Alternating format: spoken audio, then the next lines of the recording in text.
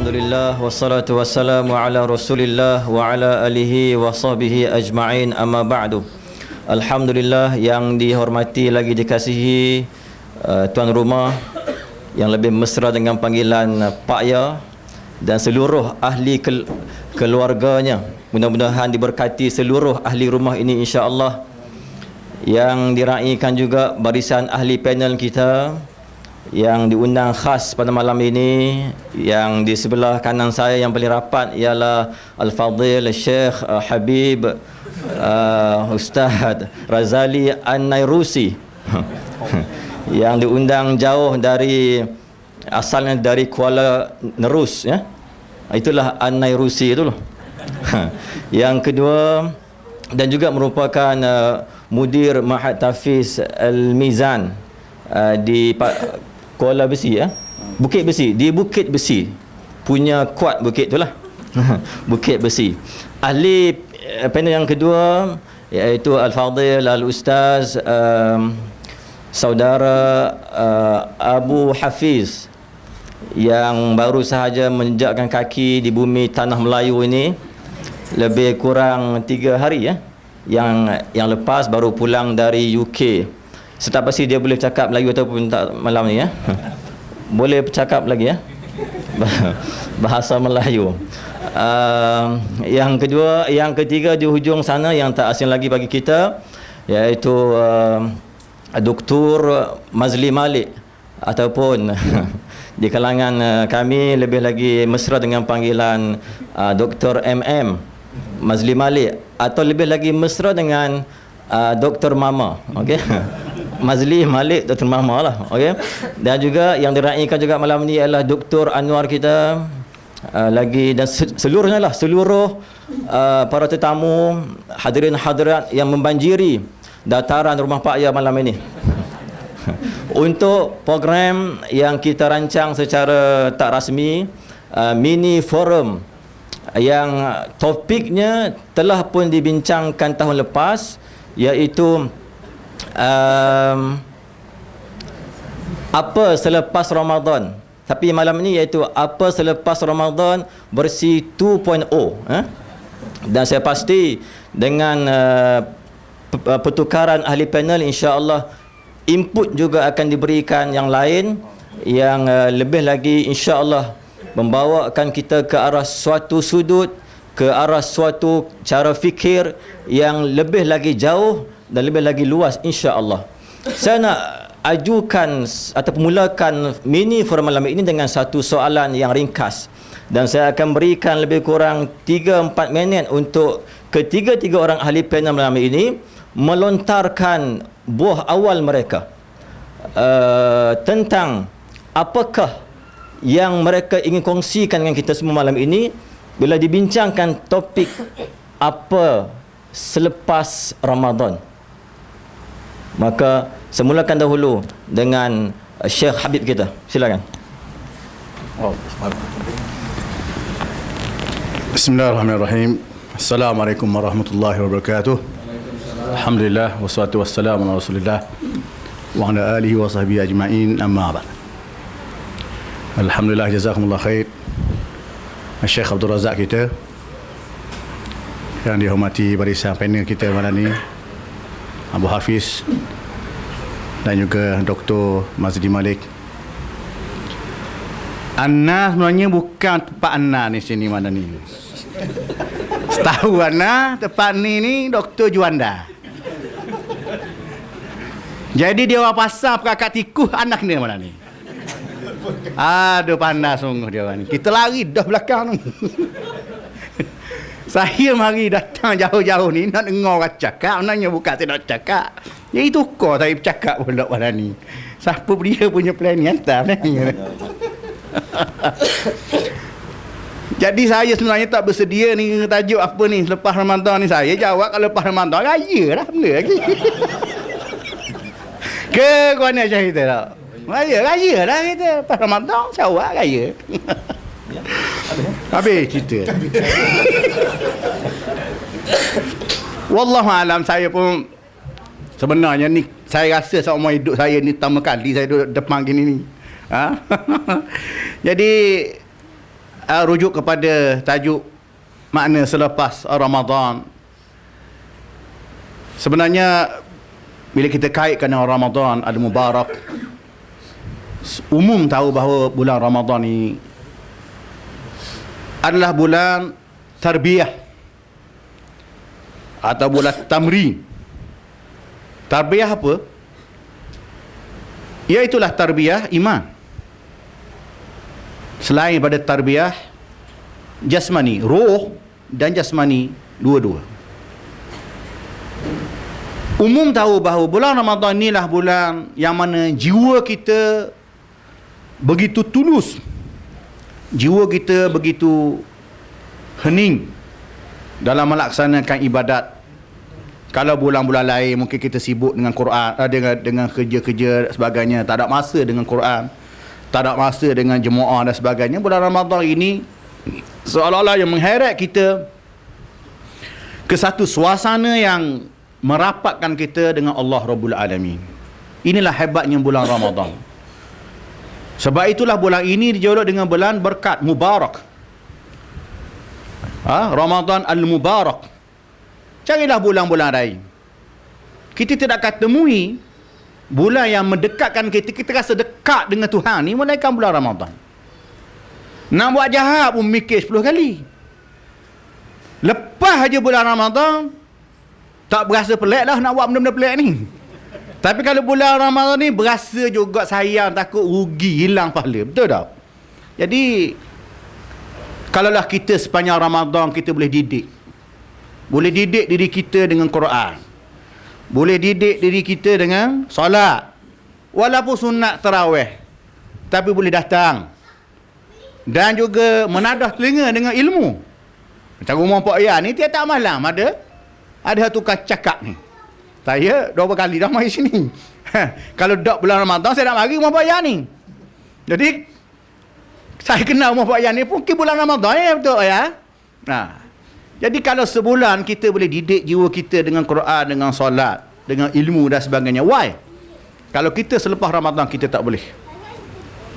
Dan bulan ni juga sebenarnya nak beritahu pada kita kalau kita boleh berhenti merokok. Luar Ramadan pasal apa isap rokok. Tapi alhamdulillah lah, buat kita tak ada isap rokok tak apa. Orang lain. Orang bukan sini, luar nu. Jadi bohonglah. Daripada lepas subuh sehingga maghrib dak isap rokok, tak ada apa-apa, dak bawa asap rokok boleh. Tapi lepas haji azan, cik, isap lalu rokok. Jadi kena kabur kawan-kawan kita, kamu jangan bohong dengan Tuhan. Sebab kita dah janji dalam solat ni, inna solati wa nusuki wa mahyaya wa mati lillahi rabbil alamin. Betul, solat kita punya puasa kita ni sepanjang hari kita puasa, tapi mengapa dalam hal-hal benda mungkar yang kita boleh tahan separuh hari paling kurang tak boleh buat, mengapa lepas tu kita buat? Jadi oleh kerana itu dalam bulan Ramadan ini 2 benda lah yang kita kena jaga. Yang pertama, istiqamah kita dengan amal diteruskan. Amal kita amal yang ringkas, yang mudah, solat, ilmu, Quran, teruskan di luar Ramadan. Dan juga kalau kita boleh menahan diri kita daripada hal-hal kemungkaran, sama ada yang besar atau kecil, begitulah juga kita bawa kehebatan yang kita lalui bersama Ramadan ini di luar Ramadan. Jadi mudah-mudahan Allah Ta'ala akan memberkati kita dunia dan akhirat. Wallahu a'lam. Terus bagi kau ni apa tak? Bismillah wassalatu wassalamu ala Rasulillah. Terima kasih kepada moderator dan juga Ustaz Azali. Wallah alam, mungkin sedikit perspektif yang berbeza daripada kebiasaan yang mungkin kita akan bincangkan selepas daripada Ramadan. Orang mungkin bertanya kepada kita, adakah kita perlu untuk tidak menjadi satu orang yang digelar sebagai berpura-pura ataupun munafik dalam Ramadan dengan begitu banyak amal ibadah. Dalam 10 malam terakhir ini, dengan setiap malam kita beriktikaf, kita menghidupkan malam seperti mana tuntutan Nabi SAW.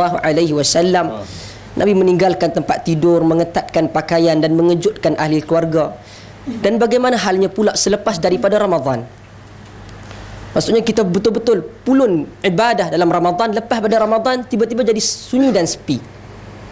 Adakah ia dikira sebagai satu orang yang hanya beribadah di dalam ataupun untuk Ramadan? Wallahu alam.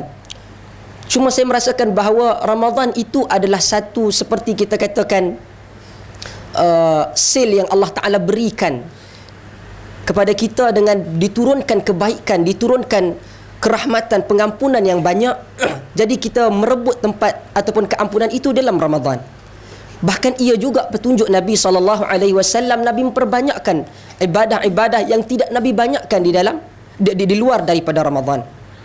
Bukanlah bermaksud selepas daripada Ramadan kita mesti melakukan benda yang sama seperti mana kita lakukan dalam Ramadan. Namun kita tidaklah meninggalkan perkara-perkara sunnah seperti salat jamaah, ataupun kita berusaha untuk mengekalkan perkara tersebut sebaik mungkin. Maka seperti mana hadis yang selalu dibacakan, di mana manusia itu Allah berikan masa likulli amalin syirrah, maksudnya amalan-amalan itu ada waktu-waktu dah. Dan puncak kepada semangat yang mana Allah Ta'ala berikan motivasi dalam Ramadan ini, siapa buat ini dapat begini.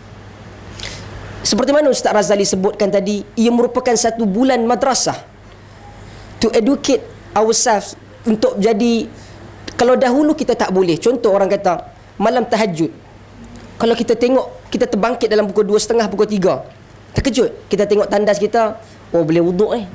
Tapi Allah, salah 5 minit, untuk 5 minit pukul 5 dah orang azan. Okay? Tetapi dalam Ramadan kita tengok, oh 3, sekejap lagi nak buka, nak sahur, kita bangkit. Bermaksud kita boleh. Kerana apa? Di sana adanya motivasi yang Allah berikan kepada kita. Adanya tempat di mana Allah mustajabkan 2/3 malam, dan ditambah pula dengan Ramadan, kita jadi semangat. Dahulu kita rasa agak berat, tetapi dalam Ramadan ia seakan ringan. Bermaksud selepas daripada Ramadan ia tidak mustahil untuk kita lakukan juga. Jadi Nabi SAW sebutkan setiap amalan itu dia mempunyai naik dan turun dia.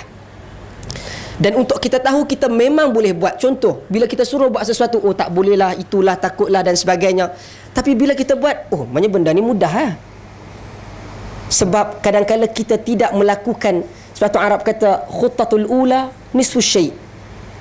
Langkah pertama separuh daripada keseluruhan benda. Kita hanya melontarkan alasan, excuse. Tetapi bila kita buat, kita tahu benda itu mudah. Maka Ramadan, selain Allah Ta'ala memberikan padanya keberkatan, ia juga salah satu daripada motivasi untuk kita mencuba perkara yang mungkin kita belum lagi cuba daripada hari-hari dan tahun-tahun sebelumnya.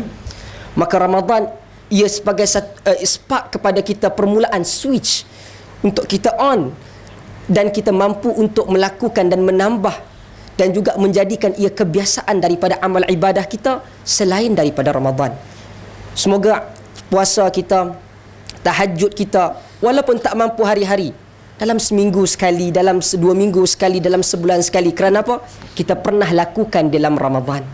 Bukan 2 rakaat, 8 rakaat. Tambah dengan witir. Tempat masjid buat 20. Kalau kita rasa, kalau kita solat tahajud, kita nak cepat pun baca surah-surah bawah daripada surah Duha, selain daripada surah Iqra dan juga Bayyinah. Kita pilih tu. Tapi kita boleh sabar di belakang imam yang bacanya panjang. Sekarang ni kira pendek, kata Sa'id bin Zaid, dia kata kami dahulu di Basrah salat di belakang seorang imam, yang mana dia mengkhatamkan bersama dengan kami, dia mengimamkan kami dan mengkhatamkan Quran selama 3 malam sekali khatam Quran. 3 malam sekali khatam Quran. Dan dia kata famaradzal imam tadi sakit dan digantikan dengan imam yang lain, dan dia mengkhatamkan kami 4 malam sekali khatam. Dan manusia kata qad khaffafa lana salah, imam tadi telah meringankan kepada kami salat. Alhamdulillah, mungkin kita tidaklah menyuruh perkara tersebut, tetapi bermaksud kita boleh sabar di dalam imam yang bacaan lama sikit ataupun panjang sedikit. Okey, apatah lagi insya-Allah mungkin 2 rakaat, ataupun mungkin kita dengan witir sahaja. Dengan witir saja, bermaksud kita mampu melakukannya sebab kita sudah test dan cuba ketika dalam Ramadan. Tak banyak tetapi kita maksudnya ada semangat itu untuk di luar daripada Ramadan. Wallahu a'lam. Bismillahirrahmanirrahim. Alhamdulillahirabbil alamin wa bihi nasta'in wa salatu wassalamu ala rasul amin. Jazakumullah khairan. Tuan Pengurusi, Ustaz Ghazali, Ustaz Abu Hafiz, sahabat-sahabat sekalian. Dia antara pesan para ulama dan orang-orang alim kepada kita bila Ramadan mula meninggalkan kita ialah kunu rabbaniyin wala takunu ramadaniyin. Jadilah kamu orang rabbani, bukan penyanyi nasyid rabbani ya. Tapi maksud orang yang hidup dalam keadaan rabbaniyah itu, dan jangan kamu jadi orang-orang Ramadan. Maksud orang Ramadan ni dia time Ramadan saja dia ada sikap Ramadan gitulah. Di luar Ramadan dia hilang gitu. Dan bila kita lihat kepada Ramadan, betul lah macam kata Syekh Abu Hafiz tadi, memang bulan Ramadan ni dia tak sama dengan 11 bulan yang lain dari segi beribadat dan sebagainya. Ada ibadat yang khusus pada Ramadan saja kan. Tetapi sikap Ramadan itu yang dibawa, sikap Rabbani yang kita dididik pada bulan Ramadan untuk ringan badan, ringan tulang, untuk menunaikan ibadah, untuk buat kebajikan, untuk baca Quran, untuk hulurkan bantuan, itu yang dibawa kepada 11 bulan yang lain. Jadi kita sebagai insan Rabbani selama 11 bulan, dan bila datang Ramadan untuk memperingati pada setiap tahun. Cuma satu perkara, selain daripada ibadat yang kita selalu sebut, biasa Ramadan ni orang nampak sinonim dia dengan ibadat. Menengok orang lah, kalau tuan-tuan pok-pok kita kata Ustaz, pok-pok kita nampak ibadat lah, orang lain nampak makan je. Tanya Ramadan makan best-best lah. Okay. Tapi untuk pok-pok kita ni, selain pada nampak ibadat, saya rasa ada 3 benda lain yang kita perlu bawa selepas Ramadan. Dan saya yakin Ramadan kali ini kita jadikan yang terbaik untuk menempuh kehidupan yang lebih baik pada sebelum ini. Yang pertamanya ialah dari segi akhlak. Akhlak ni satu tema yang penting dalam Islam. Bila Rasulullah SAW disebutkan Allah Ta'ala, dia kata wa innaka la'ala khuluqin azim, kamu berada pada akhlak yang mulia, yang hebat kan. Rasulullah SAW ni pun beritahu innama bu'istu li utammima makarimal akhlak, aku diutuskan untuk sempurnakan akhlak-akhlak yang mulia. Maksudnya akhlak mulia itu banyak yang di luar syariat, di luar wahyu itu, tetapi di dalam wahyu itu menyempurnakan akhlak yang mulia itu. Bila dikaitkan akhlak yang mulia itu dengan tauhid, dengan sifat kita sebagai hamba Allah, dengan sifat kita sebagai makhluk itu. Okay. Yang kedua, kalau kita lihat ialah bila sebut akhlak ni, dan bulan Ramadan kan Allah Ta'ala tak terima puasa, Allah Ta'ala tidak berhajat kepada puasa orang yang cakap bohong, orang yang berlaku bukan-bukan dan sebagainya. Jadi seperti mana Ramadan kita dilatih, di luar Ramadan kita cuba perbaiki, dan jadikan Ramadan kali ini dan selepas Ramadan ini kita menjadi orang yang mempunyai akhlak yang lebih baik kan. Banyak akhlak yang, antara yang halim. Halim ni maksudnya orang yang berfikir lebih sebelum tingkah lakunya kan. Ada disebutkan kalau Imam Ghazali, dia katakan sebagai halim ni sebagai akil, orang yang berfikir. Kalau di dalam ta'rifat itu disebutkan halim itu sebagai orang yang dia bersikap membuat keputusan yang baik, yang elok kan. Antara sifat sabar, antara sifat berlaku benar, as-sidqu, antara sifat kita bersikap ihsan kan terhadap orang, terhadap makhluk yang lain. Bila sebut makhluk ni, semua makhluk lah, termasuk anjing, tapi tak payah ambil gambar ucap selamat hari raya dengan anjing lah kan.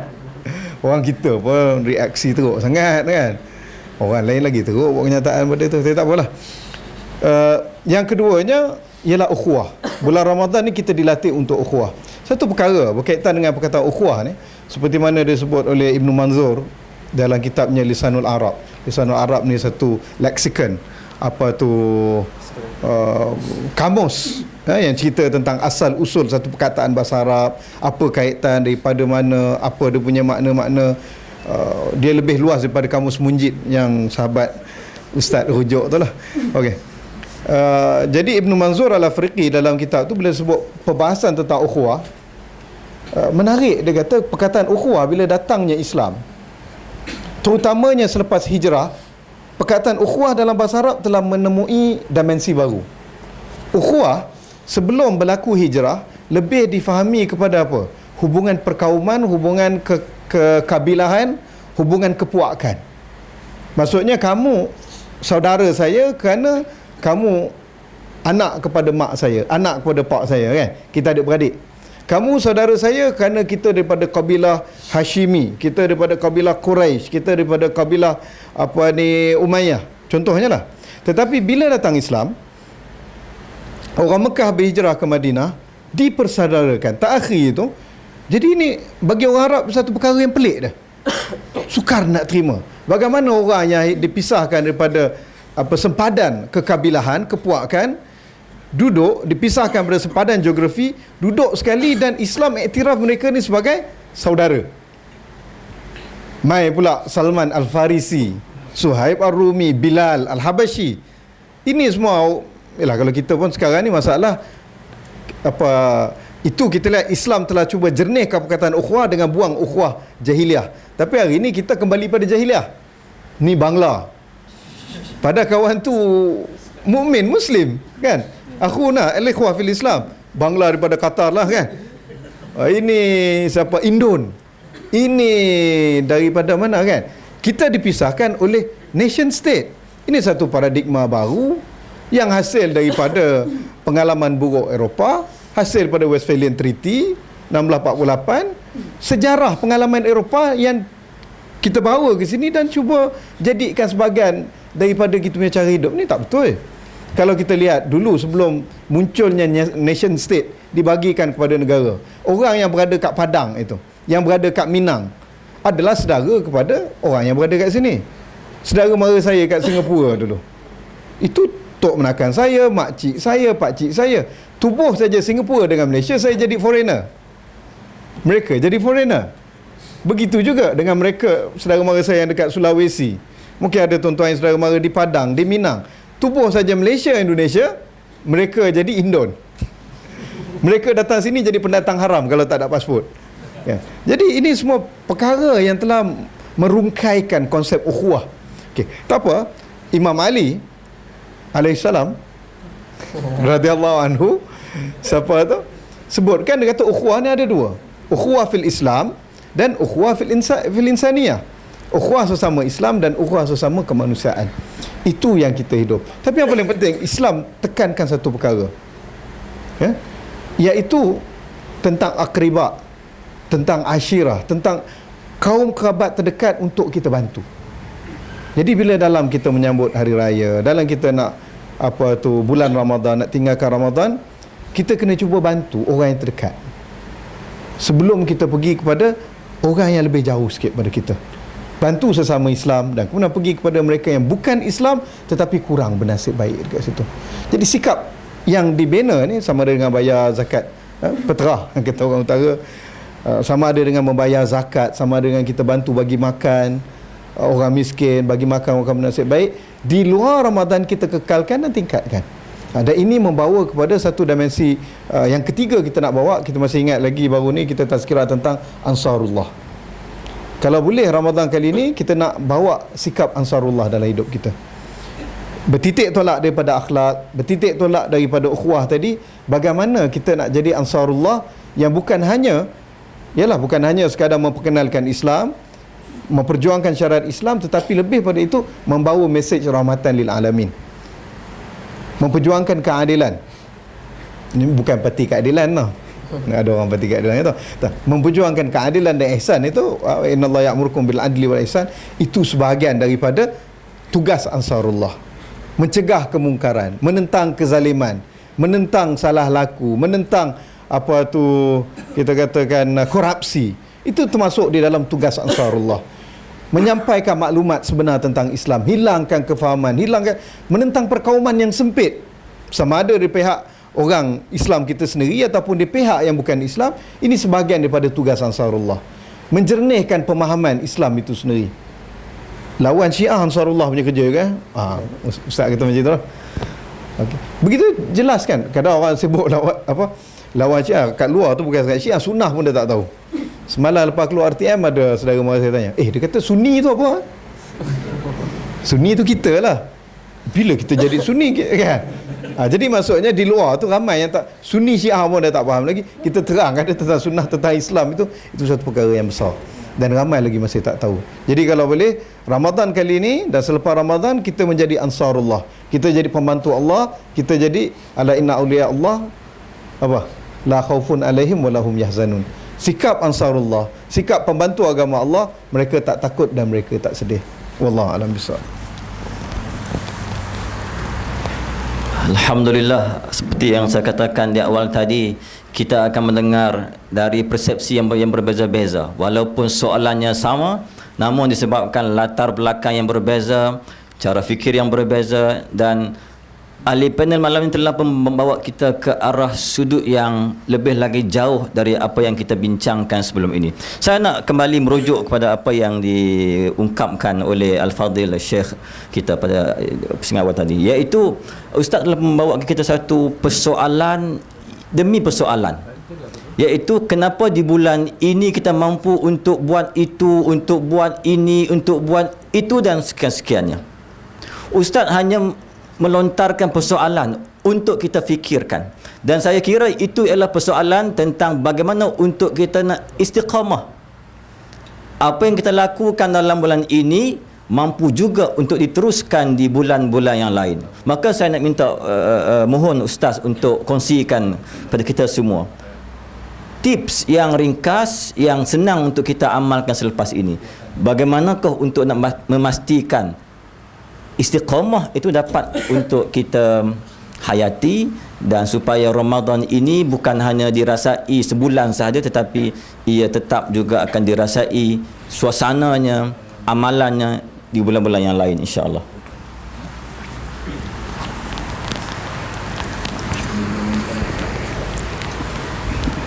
Baik. Berat pula soalan ni hari ni. Kita ingat lepas dah rupanya. Dah selesai lagi.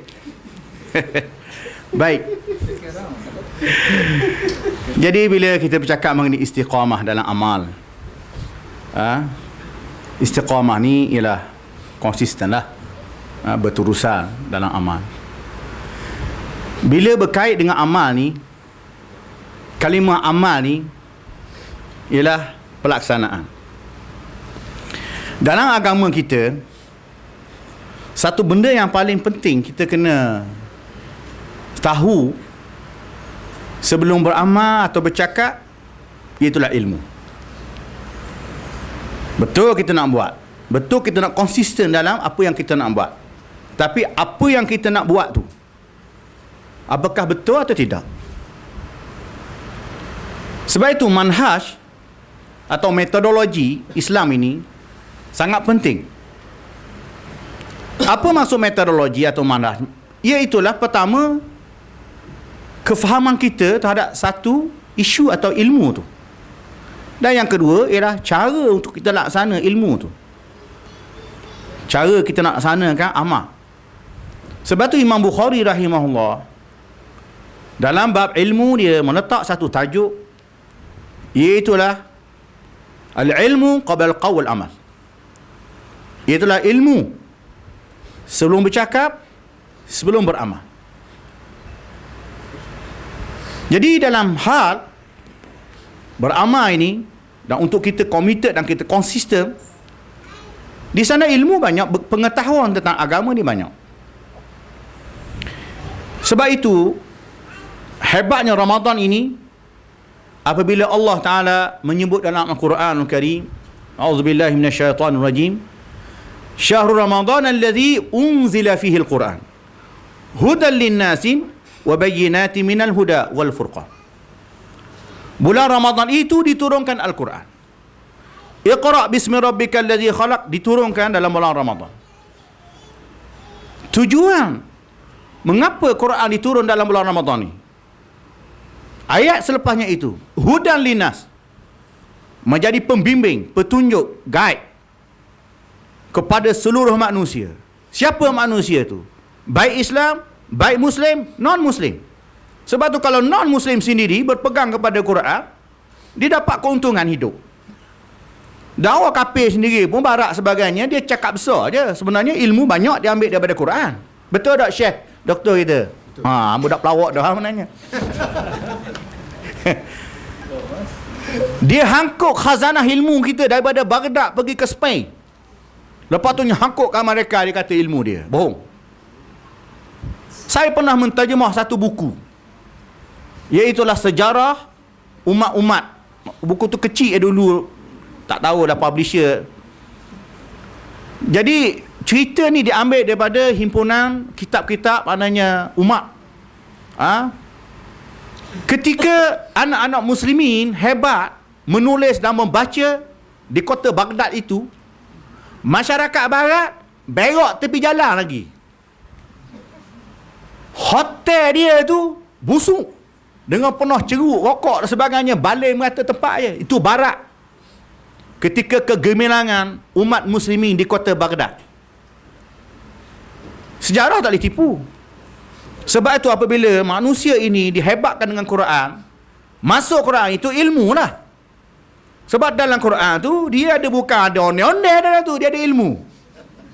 Dia tak ada kambing bakar. Kambing memang disebut dalam tu, cara kambing dibakar dia tak sebut. Ke mana Syekh Azhar kita? Ada. Jadi oleh kerana itu, sebelum kita nak istiqamah satu benda, kita kena pasti dulu amal yang kita nak buat itu sahih ke tidak. Bukan banyak buat, sahih tu buat ke tidak. Kan tidak, sembahyang jamak cara macam Syiah, dia pun sembahyang juga, tapi sembahyang cara Syiah. Azan dia pun pelik. Saya duduk Pakistan 2 tahun, Syiah berjiran dengan saya. Setiap kali saya nak pergi masjid, rumah saya sini, bucu rumah dia Syiah, masjid sini. Lalu ke rumah dia punya qomak cukup pelik. Allahu Akbar, Allahu Akbar. Allah asyhadu an la ilaha illallah, asyhadu an la ilaha illallah, asyhadu anna Aliya Rasulullah. Saya pun terbeti. Ali, Nabi Muhammad tak ada. Jadi oleh kerana itu, depan kita ni berbagai-bagai maklumat mengenai agama. Sama ada agama tu berkait dengan akidah kepercayaan, sama ada berkait dengan ibadat, sama ada cara kita berakhlak macam Datuk sebut tadi, atau apa saja, semuanya merujuk kepada sumber. Jadi kalau sumber tu salah, sumber yang kita terima salah, maka amalan kita takkan betul. Dan kalau kita istiqamah di atas amalan yang bersumber yang salah itu, Tuhan mana nak bagi pahala? Ingat Tuhan tu mak bapak kita ke? Senang buat tahlil, tiba-tiba mu nak dapat pahala, muka tak malu. Nabi SAW sebut dalam hadis Aisyah radhiyallahu anha riwayat Muslim, man amila amalan laisa alaihi amruna fa huwa raddun. Jelas. Buat amalan tak ikut aku suruh, sikit aku tak bagi pahala kamu. Dosa dia. Am lahum syuraka syara'u lahum minad dini ma lam ya'zam bihi Allah. Patut ke membuat hukum hakam syariat baru, aku tak pernah izin, kata Tuhan. Ingat agama ni macam nak buat rumah dia. Ke mana syarat tu? Ni bukan mata nak buat kuih, tak, mu salah tak apa. Yang ni salah mu dapat dosa. Jadi oleh kerana itu, bulan Ramadan ini benda yang paling besar, bulan ilmu sebenarnya. Bulan ilmu. Bulan untuk membersihkan kebatilan. Allah Ta'ala sengaja turun rujukkan induk kepada umat manusia ni di bulan Ramadan, bulan lapar, supaya orang ambil cakna. Sungguh-sungguh bila lapar ni dia ambil cakna. Kalau kenyang dia ambil cakna mana? Betul tak? Kita kalau lapar ni mesti kita ambil hak. Lapar kan? Bulan lapar diturun. Padahal bulan tak lapar ada, dia tak turun. Tak turun. Dia turun bulan lapar, kita terbayang kambing. Bau nak kambing dapat KFC. Jadi apabila Quran itu diturun bulan Ramadan itu adalah mesej yang paling jelas daripada Allah Ta'ala nak khabar bahawa peri pentingnya ilmu yang benar ini ialah perlu kita kena perolehi dengan cara yang benar. Sebab itulah apabila kita memperolehi maklumat yang benar tentang agama, maka dia akan menjadi satu kata orang senjata ataupun satu perisai bagi kita untuk menolak kebatilan. Yang menjadi masalah ni hak bodoh jahil lah. Syiah mari pun sunnah, Khawarij mari pun sunnah, Qadariyah ke mari sunnah apa sebab, Habib mari pun sunnah, dah kira dah. Hanana mari pun sunnah juga. Sebab itu beza. Allah Ta'ala perli kepada manusia, kul hal yastawil a'ma wal basir. Wala zulumati wan nur. Adakah sama orang buta dengan orang celek? Adakah sama orang berilmu dengan orang bodoh? Adakah sama orang mari belajar dengan hak tak mari belajar? Tak sama. Itulah Allah Ta'ala sebut dalam Quran surah Anbiya, fas'ahlu ahla zikri in kuntum la ta'lamu. Tanya orang tahu, mu mari belajar. Kat mana mari belajar? Mu buat yang ni nak kena mari belajar. Tok guru mari sini. Jadi apabila maklumat ilmu berkait dengan ibadat, keimanan yang benar, insya-Allah selepas itu apa jua istiqamah yang kita nak lakukan selepas itu, insya-Allah mendapat keredaan dan diterima Allah Azza wa Jalla. Jadi siapa cakap tu lah, saya nak ikut orang lain pula. Nanti kalau cakap habis dia tak cakap pula. Wallahu a'lam. Ha? Oh, kita tanya anak ni ya. Dia tak kena. Contoh kalau apa ada perkataan yang tak faham tu ya, kena tekan butang untuk dia keluar subtitle bawah lah.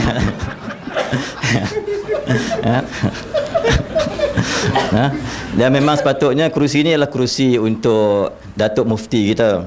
Tapi malam ni tak ada orang yang paling layak untuk menggantikan Datuk Mufti melainkan ustaznya lah kan. Jadi kita faham-fahamlah kalau boleh ganti kerusi ni, masya-Allah, maksudnya depan boleh ganti lagi lah, insya-Allah.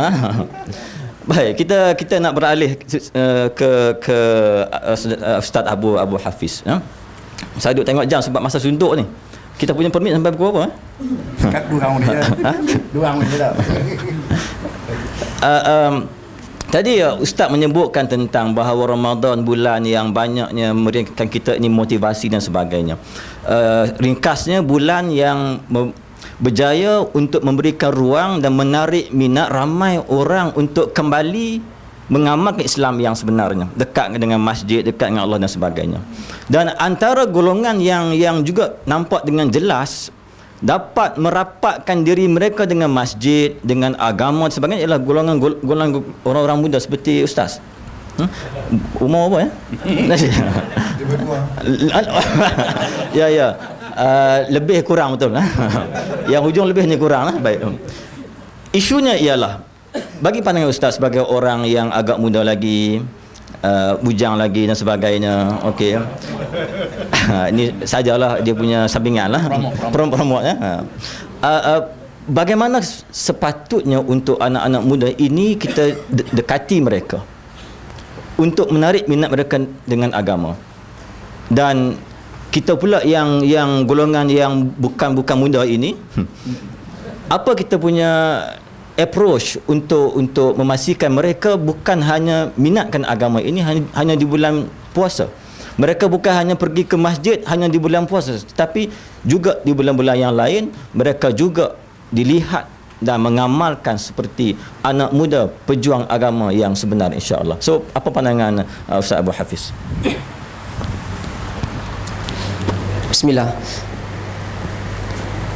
Untuk kita apabila melihat kepada bagaimana orang muda untuk memberikan sumbangan dalam agama dan dapat digunakan tenaga mereka kepada agama, saya ingat Malaysia alhamdulillah semakin berkembang terhadap penerimaan kelompok muda.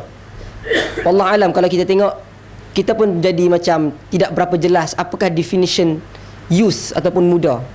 Ada orang jadi presiden kepada kelab orang-orang muda umur 40, 50 pun masih lagi jadi. Jadi wallahu alam, cuma saya dan Dr. Mazli pun latar belakangkan daripada pengalaman belajar di barat, terutama di UK. Untuk kita katakan di sana ataupun di UK sendiri, tempat ataupun ruang yang diberikan kepada orang muda lebih besar dan lebih they are welcome in the society, terutama dalam masyarakat beragama orang Islam. Contoh, pada setiap malam, mungkin siapa yang selalu ikut beberapa status dan juga update saya di Facebook, antara salah satu program yang dilakukan adalah setiap malam mereka ada satu program khas di TV, di Islam Channel, yang mana mereka cuba secara online ataupun secara telefon dan sebagainya untuk dapatkan bantuan-bantuan ataupun charity. Okey? Dan masya-Allah, Dia bukan sedikit dah. Untuk satu channel saja satu malam. Saya ingat dia buat daripada buka sampailah kepada sahur. Kalau sini jenuh dia punya TV presenter nak buat, tapi sebab sana sekejap. Masuk waktu buka maghrib lebih kurang dalam 9.30, dan juga subuh masuk dalam kurang awal lebih kurang dalam 2.30 sampai ke 3.30 range dia. Jadi tak berapa lama lah untuk malam. Maka pertama, TV presenter itu sendiri orang muda, dan dia tunjuk tim dia sendiri majoriti orang muda below than 30. Okey, jadi ustaz, tak layak kalau katakan range mereka begitulah, bawah daripada 30. Lebih kurang. Lebih kurang, alhamdulillah. Tukar nombor. Maka itu dan semangat dia, Masya Allah. Setiap kali dia jadi macam begitu bersemangat orang tengok. Dengan setiap kali orang bagi, dia bagi satu motivasi. Katakan satu orang telefon, dia nak hanya memberikan 10 pound. Dia kata, please say takbir for us. Dan dia menjadi Allahu Akbar. Jadi begitu energetik. Dan itulah semangat orang muda. Seterusnya, yang telefon ingin memberikan sumbangan itu kebanyakan, bagi saya kira 60 hingga 70%, caller adalah orang-orang muda. Bukan muda umur saya dan juga Ustaz Mazli, tetapi yang betul-betul muda.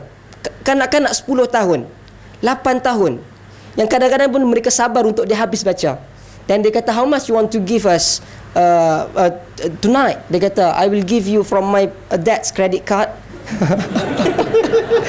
Like 50 to 100 pounds. Okay. Jadi kebanyakan 60 hingga 70% adalah budak-budak. Dan mereka jugalah yang memenuhi masjid-masjid. Okay.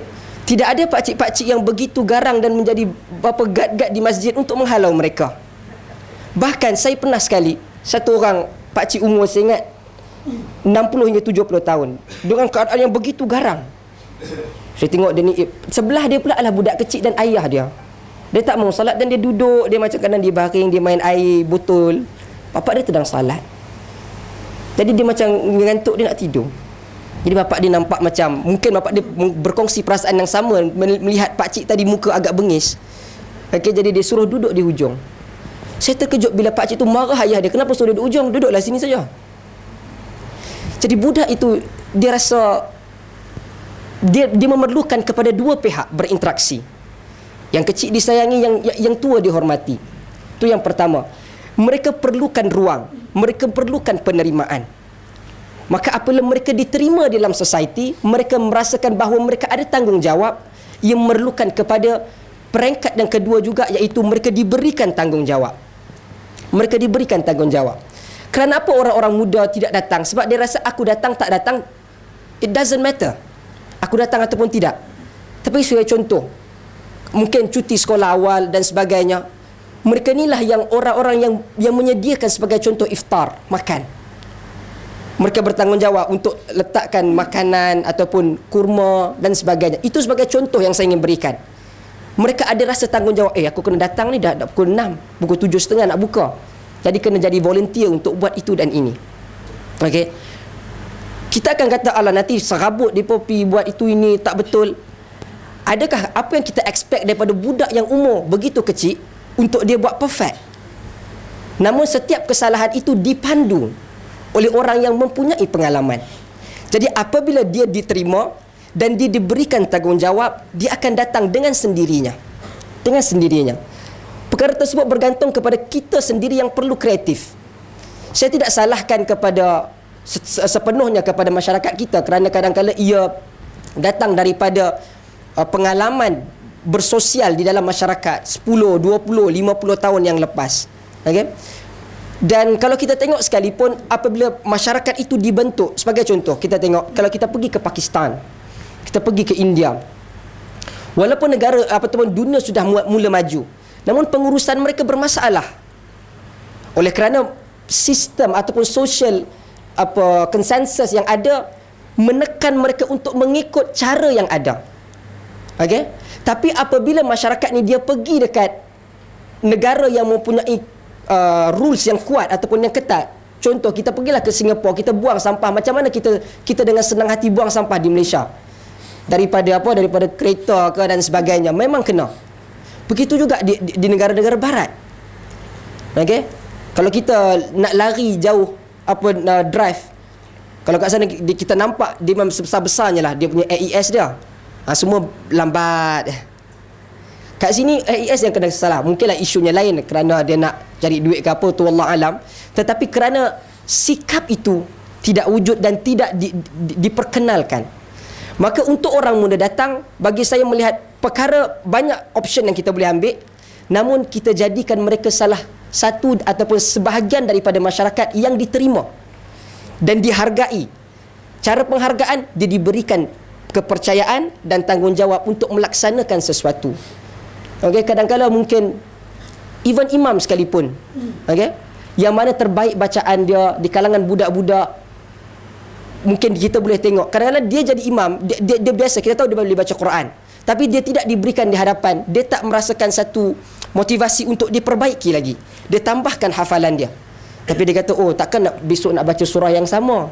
Okey, jadi dia cuba untuk tambah bacaan lain untuk menjadi imam.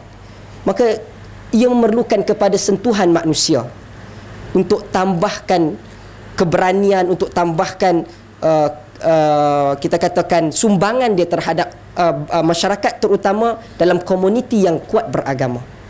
Jadi begitulah antara awal pandangan saya bagaimana youth ataupun orang muda ini boleh ditarik. Ia bukan kerja sehari, ya. It's not one night job. Kita cakap dan kita buat. Kadang-kadang ia mudah bercakap, tapi bila implement, kadang-kadang kita nampak budak tu memang tak boleh terkawal langsung. Ada yang terpaksa diasingkan, kita ambil masa, dan ada yang cepat. Cuma resipi dia adalah kita sabar. Dan Ramadan antara tempat di mana kita sabar dan kita pun boleh mengajar orang lain sabar. Dan Nabi SAW mengajar apabila orang nak cuba cari gaduh dengan kita, Nabi kata, inna sa'im. Kerana apa? Aku berpuasa dalam Ramadan ni, aku kena tahan, sabar. Dan ia juga memerlukan kepada orang yang sabar itu, nak sabar kerana dia adalah orang yang ikhlas untuk membangunkan masyarakat muda Islam. Dan Ramadan antara tempat juga yang melahirkan ikhlas. Sebab apa kata Al-Hafidh Ibn Hajar dalam mensyarahkan beberapa hadis berkaitan dengan puasa, dia menyatakan bahawa tidak wujud ruang untuk satu orang berpuasa secara automatiknya ataupun melakukan jenayah riak. Bahasa saya jenayah riak. Contoh, kita salat, walaupun kita tak berniat, tapi orang tengok kat kita, oh hebat dia salat banyak. Tiba-tiba kita ternampak dia, oh ada orang tengok aku salat. Sedangkan pada asal kita tidak rasa nak riak. Kita bagi sedekah, orang nampak. Mula-mula memang kita ikhlas, penuh dengan keikhlasan. Tiba-tiba orang nampak, menyebabkan sedikit ada nilai riak tu. Namun kata dia tidak berlaku kepada riak, kepada puasa. Kawan kita yang tak puasa tadi pukul 10 melantak KFC, dengan kita berjalan dengan sama orang, tak kata, oh hari ni dia nampak biru tak puasa. Okey, yang ni nampak putih dia puasa. Tak ada. Kedua-duanya berjalan sama. Kawan kita bukan Islam yang tak puasa dengan kita puasa jalan sama. Sebab tu Allah Ta'ala kata dalam hadis qudsi, fa ana ajzi bih. Kerana di sana ruang untuk secara automatik tidak berlaku untuk kita terus dapat sifat riak itu, dan Nabi dan Allah Ta'ala kata, aku sendiri, kerana dia mampu untuk tahan perkara tersebut, aku yang akan memberikan pahala kepada dia. Wa ana ajzi bih. Kerana ia satu benda yang cukup istimewa untuk mengajar kita bagaimana nilai satu orang itu boleh menghilangkan dan menjauhkan diri daripada riak dan membantu diri kita memahami ikhlas. Wallahu a'lam. Alhamdulillah, kalaulah semua anak muda macam Abu Hafiz ni, masya-Allah, kan senang untuk makcik-makcik, pakcik-pakcik kan nak cari calon menantu kan. Ni dah seorang dia macam tu kan, nak kena berabuk lah sikit kan. Tak apa. Beres tak? Beres, baik. Saya nak pergi beralih ke ahli panel juga yang perasan muda ni. Dr. Mazli ya. Di pusingan awal tadi doktor ada menyebut tentang satu istilah, iaitu insan rabbani. Ringkaslah. Bagaimana untuk kita nak cek diri kita ni? Apakah aku ni sudah pun menjadi insan rabbani ataupun belum lagi? Kalau tak, di mana kurangnya? Kalau sudah pun, so apa lagi selepas itu? Boleh Ustaz respon? Macam Amin punya. Okey, bismillahirrahmanirrahim. Dia kalau ikut Ibn Abbas bila dia tafsirkan ayat kunu rabbaniyin, dia kata rabbani itu ta'allumu sigharil ilm qabla kibarihi. Dia kata belajar ilmu yang kecil sebelum ilmu yang besar. Maksudnya belajar ikut manhaj, belajar ikut dia punya tertib, kan? Macam kata Ustaz Razali tadilah, selain daripada tertib dan manhaj itu kena jelas manhaj tu, manhaj yang benar, itu boleh jadi rabbani tak? Kalau manhaj itu tidak bertunjangkan kepada wahyu, hidup kita sendiri, tingkah laku kita tidak berpandukan kepada wahyu, tidak berpandukan kepada agama, jadi itu sudah tidak rabbani, kan? Jadi kita lihat bagaimana Ramadan jadi kita rabbani itu, kita lihat kehidupan kita bukan setakat puasa. Ni kita cerita Ramadan yang sebenar lah. Ada orang dia sekadar lapar dan dahaga, kemudian dia buka dan beraya, kan? Tapi di luar daripada itu, apa yang Islam nak bawa? Dengan menahan diri lapar dahaga dan tinggalkan perkara-perkara maksiat, jaga akhlak kita, hidup berdisiplin. Pukul sekian kena start, pukul sekian kena buka puasa, waktu sekian kena solat pula ada berapa rakaat dan sebagainya. Jadi kehidupan kita itu dipandu oleh agama. Yang dikatakan rabbani itu ialah kehidupan kita itu berpandukan kepada agama. Ada kita punya panduan dalam kehidupan. Jadi kalau nak cek bagaimana kita rabbani ataupun tidak, itu kita sendiri yang tahu. Dalam tingkah laku kita, apakah kita punya rujukannya? Kalau rujukannya kita itu adalah wahyu, yang mananya apa yang bertepatan dengan kehendak Allah, apa yang kita nak lakukan itu tidak bercanggah dengan syariat Allah, apa yang kita lakukan itu bersumberkan daripada sunnah Rasulullah dan tidak bertentangan dengan tegahan Rasulullah, maka itu hidup kita yang rabbani. Cuma bila nak hidup rabbani ni, seperti mana kita dah cerita sebelum ni, dia hidup seorang-seorang, rabbani dia tak jadi. Surah Wal Asri pun dah beritahu kita, dia tak mau gitu, kan? Wal asri innal insana lafi khus illa allazina amanu wa amilus solihat, kan? Sebelum beriman tu kena berilmu dululah, kan? Berilmu, beriman, dah beriman saja tak cukup, dia kena beramal.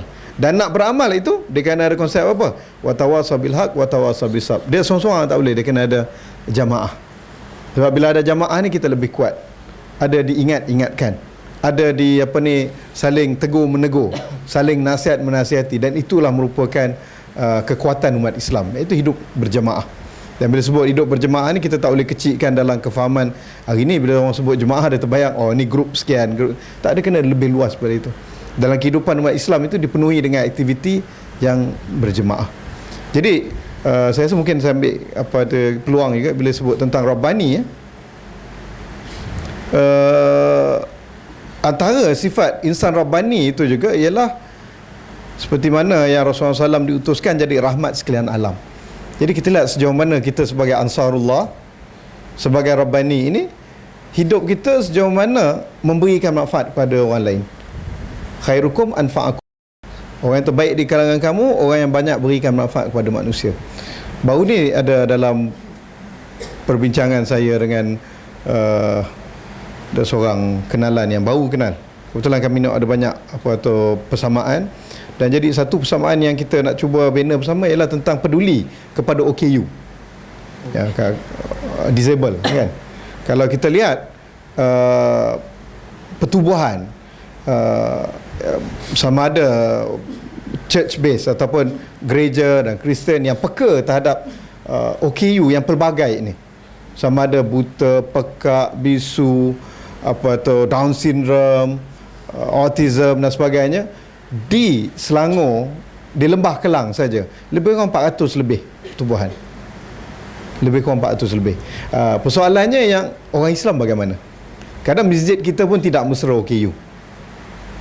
Baru ni alhamdulillah perpustakaan negeri Selangor, dan dia cuba nak terapkan di seluruh daerah Selangor perpustakaan yang mesra OKU. Dan malah kalau dekat Shah Alam tu, perpustakaan tu bukan sekadar mesra OKU, mesra kanak-kanak dan mesra ibu yang menyusukan anak. Ada satu perubahan yang baik. Jadi kalau di masjid kadang-kadang kita lihat amat tak mesra OKU. Bukan tak mesra OKU, tak mesra orang perempuan. Orang perempuan kena naik atas. Kalau masjid dekat UK tu, Masjid Hanafi tu lagi teruk. Masjid apa India, Pakistan ni semua, orang perempuan tak boleh langsung pergi masjid. Tu lagi kacau. Tapi kita kena naik atas, kena naik tangga. Sedangkan yang mengandung ni orang perempuan. Duk sakit lutut macam-macam ni. Ada lelaki pun payahlah kan. Kan? Adalah seorang tu. Tapi maksudnya kalau perempuan ni selalunya mengandung apa. Jadi kadang masjid tidak mesra gitu. Kalau itu halnya masjid, bagaimana dengan pertubuhan-pertubuhan Islam? Jadi IQ KL saya rasa kita kena bincang lah, sahabat-sahabat sekalian, tuan-tuan dan perempuan, bagaimana kita nak ambil peduli kepada OKU, kita nak bantu OKU. Setakat ni saya boleh channelkan kepada 2 pertubuhan yang saya sendiri terlibat. Pertama apa ni, ORCIDS ni untuk Down syndrome, yang apa ni terlibat kawan saya dan kawan Syekh kita ni Izzah, mungkin dia boleh terlibat sekali selepas ni. Dan juga sekolah autism yang dijalankan oleh Ideas Wan Saipul, sahabat kepada Dr. Mazhar tu. Dan banyak lagi. Kalau UM, mereka ada satu program dia panggil Akademi Fakih untuk ajar mengaji kepada orang-orang kurang upaya. Kita pernah dengar musabakah orang bisu tak? Kita gelak kan? Ada. Mereka telah berjaya buat musabakah orang pekak. Ataupun budak yang kita panggil budak disleksik mengaji bagaimana? Kaedah tu sekarang ni dah memang diwujudkan. Jadi kalau kita tak dapat nak wujudkan, itu bukan bidang kita, tapi sekarang kita dapat bantu untuk kembangkan Islam. Sebab mereka ni tak termasuk di kalangan orang yang tak ada taklif. Mereka ni ada taklif. Tetapi sistem yang kita ada ni menjadikan mereka jauh daripada Islam itu sendiri. Sedangkan itu tugas kita sebagai Ansarullah. Jadi kalau boleh lepas Ramadan ni kita fikir bagaimana kita boleh kembangkan dakwah kita hatta kepada OKU sekalipun. Wallahu a'lam bishawab. Tuan-tuan dan puan sekalian, mini forum apa selepas Ramadan 2.0 sampai ke penghujungnya.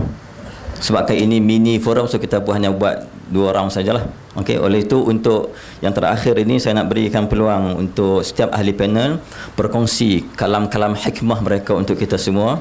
Maka saya silakan dahulu untuk kesimpulan, yang pesanan yang terakhir.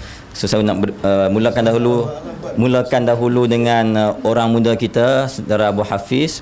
Kemudian yang lebih lagi muda, Dr. Mazli. Yang terakhir akan digulung, akan dilipat, dibungkus rapi-rapi oleh Syekh kita yang lebih lagi muda, insya-Allah. Dia silakan. Tak habis kau dah. Okey. Mungkin setiap orang mempunyai pandangan ataupun bagaimana mereka view Ramadan yang lebih dekat dengan hati dia. Apa yang saya ingin katakan apabila kita masuk dalam Ramadan, ia mempunyai 2 elemen yang penting, iaitu fizikal ibadah kita dan juga perasaan kita dengan Allah. Sebenarnya saya rasa saya ulang beberapa kali. Apabila di akhir Ramadan yang merupakan very intensif training untuk satu muslim, satu hamba itu beribadah, menjadikan diri lebih berjiwa hamba kepada Allah Azza wa Jal. Semoga 30 hari yang Allah Ta'ala rezekikan kita dengan baki lebih kurang dalam 5 hari untuk berakhirnya Ramadan, dan antara 10 hari-hari yang terbaik yang ada Allah berikan dalam setahun ini, menjadikan diri kita, ruh kita, perasaan kita, nilai yang ada dalam diri kita lebih baik daripada sebelumnya, yang menyebabkan kita dengan Tuhan, kita dengan Allah lebih baik hubungannya, taqarrub dengan kita dengan Allah lebih dekat daripada apa yang pernah kita ada. Pengalaman kita, pengalaman spiritual kita di antara kita dengan Tuhan kita, dengan kita dan Allah lebih baik daripadanya. Apabila kita mengangkat tangan kepada Allah, kita berdoa kepada Allah, kita merasakan bahawa Allah begitu dekat dan Allah ingin sahaja memberikan secara terus kepada kita. Sekiranya kita masih lagi di dalam Ramadan dan selepas daripada Ramadan gagal untuk mendapatkan kelazatan beribadah di antara kita dengan Allah, semoga Allah memberikan hari-hari yang mendatang sebagai latihan yang panjang selepas daripada Ramadan, dan kita mohon pada Allah, Ramadan kita lebih baik. Ramadan kita menyebabkan kita dekat dengan Allah. Ramadan ini merubah ruh dan nilai yang ada dalam diri kita sebagai hamba dan orang yang mampu memberikan kebaikan dalam agama dan juga society kita. Wallahu a'lam.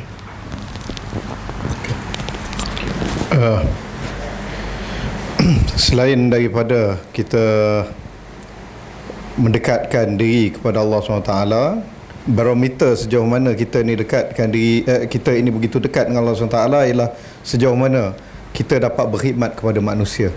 Kalau kita dapat menyampaikan rahmat yang Allah Ta'ala berikan kepada kita dengan lebih banyak, maka pada waktu itu hubungan kita dengan Allah lebih rapat. Tetapi ada orang yang kadang-kadang dia hubungan manusia dia rapat, dia banyak memberi, tapi hubungan dengan Allah SWT tidak rapat, itu tak jadi juga. Tapi sebagai insan Rabbani, Ansarullah macam kita ni, kita kena jaga. Semakin kita rapat dengan Allah, semakin kita memberi kepada manusia. Sebab tu Rasulullah SAW dia semakin dia pada 10 malam terakhir, lebih baik dia, Rasulullah SAW jadi lebih berkebajikan, berbaik itu kepada orang lain apabila dia bertemu dengan Jibril untuk tadarus Quran. Semakin rapat kita dengan Allah SWT, semakin rapat kita dengan manusia. Semakin kita ini intim dengan Allah SWT, semakin kita memberi kepada manusia. Kenapa? Kerana kita rasa bahawa apa yang singgah kat kita ni itu bukan milik kita, tetapi Allah Ta'ala lalukan saja untuk beri kat orang lain. Wallahu a'lam bishawab. Anak lah pula. Baik. Ingat habis dah juga. Baik, seperti yang alhamdulillah, jazakumullah khair. Sebenarnya gulung ni saya tak apa mana, gulung-gulung ni lipat gitu je retinya. Baik. Jadi bila kita sebut bulan Ramadan, itulah bulan ikhlas, bulan ibadat, bulan tekun dalam buat ibadat. Nak kata bulan untuk majlis manusia Rabbani pun Ramadan. Nak jadi manusia yang tak bakhil pun bulan Ramadan. Nak suruh manusia ni maknanya taubat pun bulan Ramadan. Nak suruh manusia ini taqarrub pada Allah Ta'ala pun kita tengok dalam bulan Ramadan. Jadi apa yang kita bincang pada hari ini kesemuanya ialah merangkumi apa yang dikatakan isu takwa kepada Allah Subhanahu Wa Ta'ala. Jadi inilah bulan yang mana kita melatih diri menjadi manusia bertakwa kepada Allah Ta'ala. Kerana istilah takwa ini merangkumi ke semua aspek kehidupan kita, baik yang melibatkan masalah islah ruhi, islah dalaman kita daripada riya, syirik terutamanya, riya, nifak dan sebagainya. Begitu juga islah fizikal. Islah fizikal ini melibatkan ialah masalah infak maliyah, fizikal maliyah, fizikal ta'awun alal birri wat taqwa, menolong pada yang patut. Jadi kesemuanya terangkum kepada kalimat taqwa. Sebab itu awal ayat Al-Quran itu kutiba alaikumusiyam kama kutiba alal ladina min qablikum la'allakum tattaqun. Di situlah punca segala aspek dalam bulan Ramadan ini. Jadi mudah-mudahan apa jua latihan yang Allah Ta'ala beri sepanjang bulan Ramadan ini yang melatih kita dari aspek ruhi, dari aspek fizikal, minda dan sebagainya, demikianlah kita keberlangsungan ini di luar bulan Ramadan. Janganlah hanya semangat dalam bulan Ramadan, di luar Ramadan hilang. Nak tunggu bulan Ramadan pula, hidup ke tidak tak tahu lagi. Jadi kita berharap mudah-mudahan Ta'ala membimbing kita di bulan Ramadan ini. Demikianlah juga Allah Ta'ala menanam sikap istiqamah, committed kita kepada amal soleh, taqwa ini, dan dibawa ke bulan-bulan yang lain sehingga kita bertemu di bulan Ramadan yang akan datang insya-Allah. Jadi setakat tu yang saya boleh gulungnya. Tak lipat lah pula pada ni, hak mana-mana tak cukup. Minta maaf banyaklah, lebih kurang yang dapat saya kongsikan. Wallahu a'lam.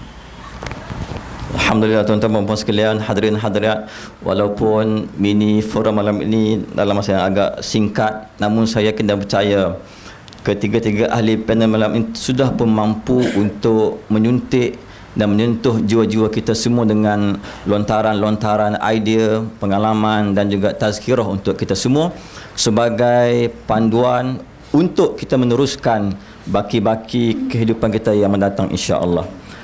Hadirin hadirat sekalian, tugas kami sudah pun selesai. Namun tuan-tuan ada lagi satu tugas untuk tuan-tuan habiskan malam ini. Silalah lepas ni keluar untuk perjuangan yang lebih lagi dahsyat di luar ni. Saya tengok ada payuk apa tu, gulai kawah ke apa tu tak lah. So sekian, terima kasih. Kita jumpa lagi di mini forum yang akan datang. Mudah-mudahan kita panjangkan umur, insya-Allah. Assalamualaikum warahmatullahi wabarakatuh.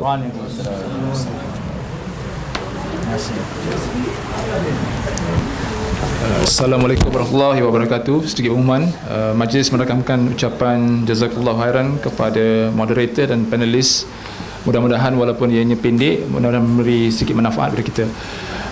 Rintitan daripada cadangan Dr. Mazli, insya-Allah untuk 3 malam berikutnya, malam-malam akhir, esok adalah malam terakhir untuk Ustaz Abu Hafiz jadi imam dan tazkirah, insya-Allah. Seterusnya pada hari Isnin akan disusuli oleh Imam Al-Haramain kita, Ustaz Razak. Dan akhir sekali dia akan digulung oleh Ustaz Abdul Rashid.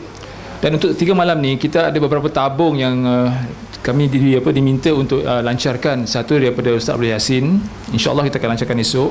Keduanya daripada Darul Kausar, Maulana Asri, dan akhir sekali mungkin kita akan bantu untuk Dr. Mazli, ya. Kita akan lancarkan, insya-Allah. Kita mulakan okid, ya, okid, ya. Ada wakil okid di sini, insya-Allah. Jadi saya pohon puan-puan dan puan-puan yang sudi untuk mengeluarkan dana ke apa, kita akan lancarkan esok, insya-Allah. Amin, ya. Assalamualaikum warahmatullahi wabarakatuh.